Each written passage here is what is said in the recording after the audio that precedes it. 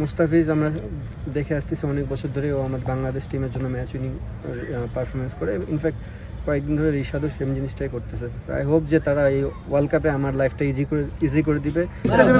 তা আপনার পুরো ক্যারিয়ারে 16টা 50, ক্যাপ্টেন্সি পাওয়ার পর 5টা 50, এবং যেই 5টা ম্যাচে 50 হাঁকিয়েছেন 5টা ম্যাচে বাংলাদেশ জিতেছে, অর্থাৎ লিটন মানে ম্যাচ জেতানো ইনিংস খেলে। অ্যাজ এ ব্যাটসম্যানের কাজই তো ম্যাচ জেতানো ইনিংস খেলা। আমি আসলে খুব একটা ফলো করি না রেকর্ডে, বাট হলে খারাপ হয় না, ভালো হবে।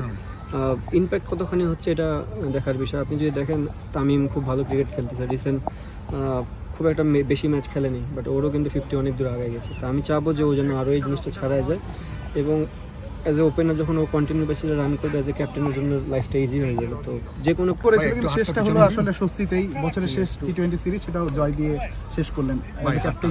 আমার নিয়ে শুধু নেই ভালো।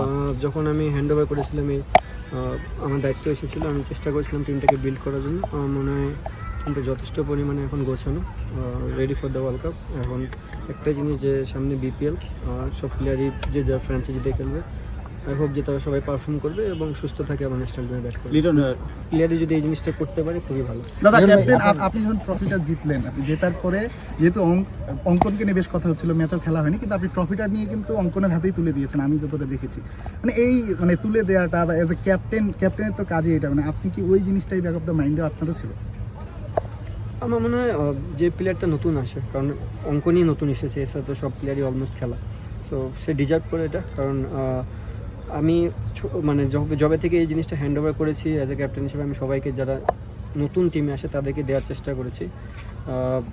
আমি জানি এটা ভালো না খারাপ, বাট আই হোপ যদি সামনেও এরকম কোনো নিউ প্লেয়ার আসে তাদেরকে দেওয়ারই চেষ্টা করব। এবং কলকাতাতে 3 ম্যাচ, যে গেম 3টাই আপনার বোলিং অ্যাটাক অনেকটাই ব্যালেন্স এবং অভিজ্ঞ বলা যায়। সেই জায়গাটাতে মুস্তাফিজ অসাধারণ ফর্মে আছে, রেগুলার আইপিএল খেলে, কলকাতা বা ইন্ডিয়ান কন্ডিশন সম্পর্কে দুর্দান্ত ধারণা আছে।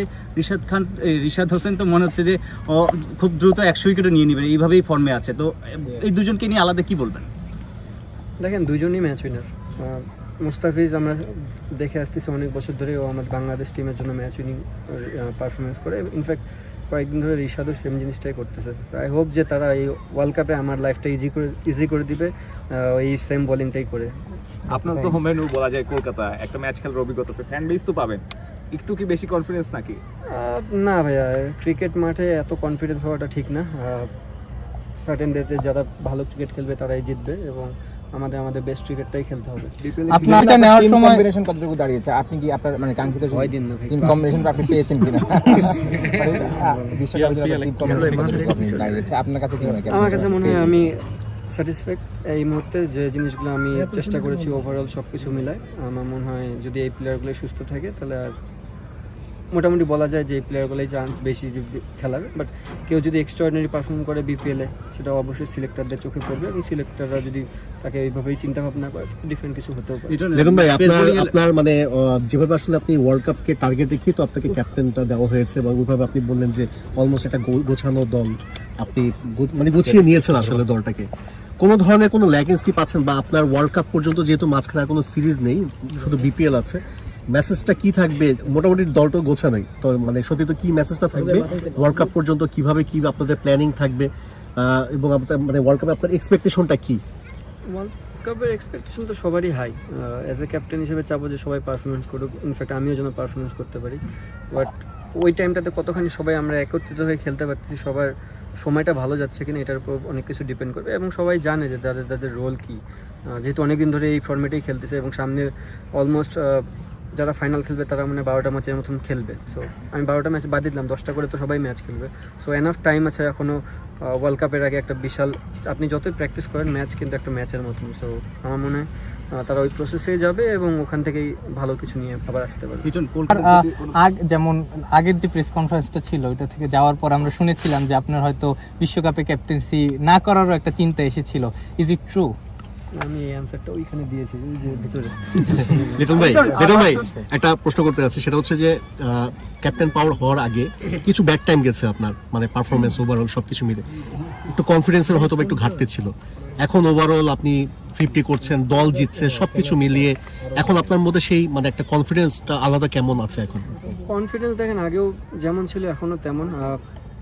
যে জিনিসটা আমি বলবো যে আমি যখন ক্যাপ্টেনশিপ হাতে পাই, যদি ওভারঅল আপনি প্লেয়াররা দেখেন আমি খারাপ খেলতেছিলাম। সো আমার ভিতরে চ্যালেঞ্জটা ছিল যে সব প্লেয়ারই পারফর্ম করতেছে, খুব দ্রুত গতিতে রান তুলতেছে, আমি কীভাবে নিজেকে কোপ আপ করতে পারি তাদের সাথে। আমার মনে হয় আমি ওই জিনিসটা নিয়ে চ্যালেঞ্জ নিয়েছি এবং প্র্যাকটিস করেছি। সো মোটামুটি আমি সব বলবো না যে প্রতি গেমে আমি খুব ভালো সাকসেস, বাট আমি ট্রাই করেছি আমার বেস্ট ক্রিকেটটা খেলা। ইনফ্যাক্ট সামনেও আমি ওই জিনিসটাই ট্রাই করবো। বিপিএল এক বছর হলো আপনার ক্যাপ্টেন্সিতে, লাস্ট আপনি ওয়েস্ট ইন্ডিজ থেকে শুরু করে এই পর্যন্ত এক বছর আপনি কিভাবে সাম আপ করবেন? এক বছরের সাম আপ করবো আমার মনে হয় ভালো। ওভারঅল সব প্লেয়ারই আমার আন্ডারে অনেক দিন ধরে খেলতেছে, একটা বছর ধরে এই ম্যাক্সিমাম প্লেয়ারই খেলতে, কিছু প্লেয়ার হয়তো বা বাইরে আছে। আমার মনে হয় ওভারঅল ভালো। Thank you. Thank you. কোনো নির্দেশনা থাকবে কিনা ইনজুরি মুক্ত বা একটু জাস্ট নিজেদের টেক কেয়ার করার বিষয়টা, যেহেতু বিশ্বকাপ কয়েকদিন পরে? না, আপনি কোনো গেমে তো এই জিনিস বলতে পারবেন না যে গেমের মধ্যে ইনজুরি প্রবণতা থাকবে কি থাকবে না, রিস্ক তো অলওয়েজ থাকবে। বাট অ্যাটলিস্ট এটাই বলতে পারি, আমি আশা করতে পারি যেন কারো কিছু না হয়। উপরওয়ালা বলেন, গড বলেন, তাদের কাছে একটা জিনিসই চাইতে পারি যে আমাদের যে প্লেয়ারগুলো আছে তারা যেন সুস্থ থাকতে পারে।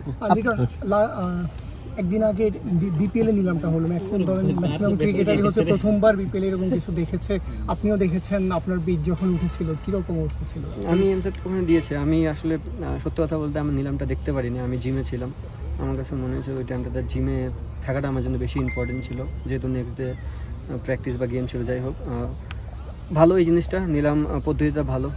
ফার্স্ট টাইম হলো অনেক দিন পরে। আমার মনে হয় নেক্সট টাইম থেকে যদি এই জিনিসটা কন্টিনিউ হয়, প্লেয়ার আস্তে আস্তে যারা মানে কী বলে, যারা পরে এই জিনিসটা নিলামটা, তারাও আস্তে আস্তে অ্যাডাপশন করে ফেলবে এবং তারাও বেটার কিছু করতে পারবে। সব ধরনের খেলার খবর পেতে সাবস্ক্রাইব করুন। সঙ্গে থাকুন খেলার পাতার।